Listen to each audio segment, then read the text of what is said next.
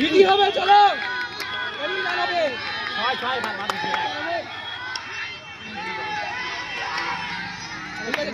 ঠিক আছে 3 বলে চার লাগাই আপে মারতে পারিস তুই আপে ইয়ক মারবে এখন ইয়ক ছাড়া খেলবে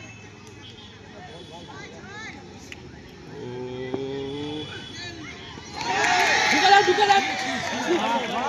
হোয়াইট বল 3 বলে 3